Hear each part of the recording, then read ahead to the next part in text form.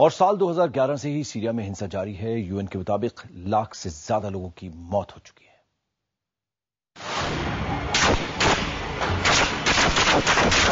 Syria में पिछले 2.5 सालों से हिंसा जारी है। संयुक्त राष्ट्र संघ के मुताबिक गृह युद्ध में तब्दील हो चुकी इस हिंसा में अब तक 1 लाख से ज्यादा लोग मारे जा चुके हैं। सीरिया में हालात सुधरने का नाम नहीं ले रहे। असद सत्ता छोड़ने को जरा भी तैयार नहीं है। विद्रोहियों को दबाने के लिए वो किसी भी हद तक जाने के लिए तैयार दिखाई दे रहे हैं।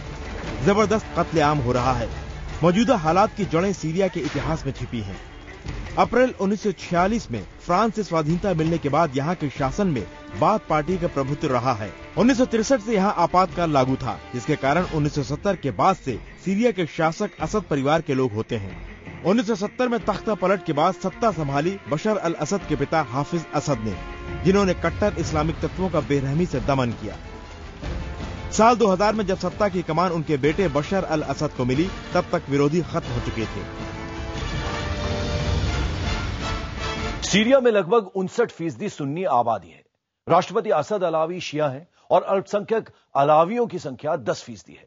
बशर ने भी अपने पिता की तरह अपने आलोचकों का दमन किया। आर्थिक नीतियों का फायदा भी समाज के उच्च वर्ग को ही मिला।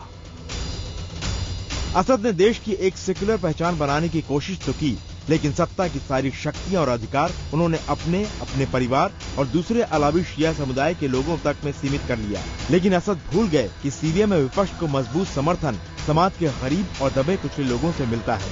उनमें ज्यादातर सुन्नी समुदाय के लोग हैं जो यहाँ बहुसंख्यक हैं। लेकिन इसके बावजूद बशर अल असद ने अपने आलोचकों और विरोधियों को जेल में ठूसने का काम किया। घरेलू मीडिया पर लगाम लगाई।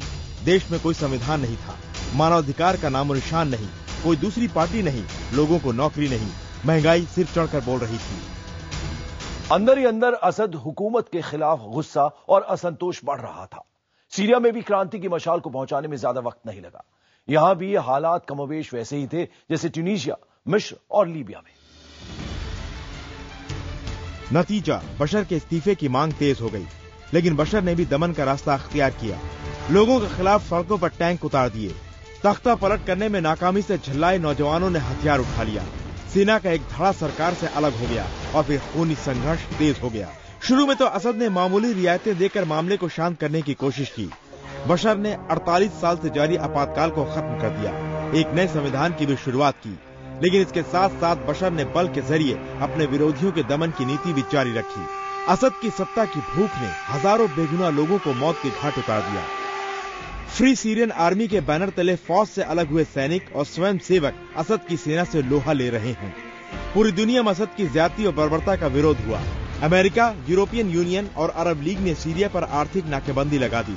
बेरोजगारी तो चरम पर है ही, सीरिया में खाना, पानी, बिजली और दवाइयों की भारी किल्लत है, खासकर उन इलाकों में जहां पर खूनी संघर्ष हो रहा है।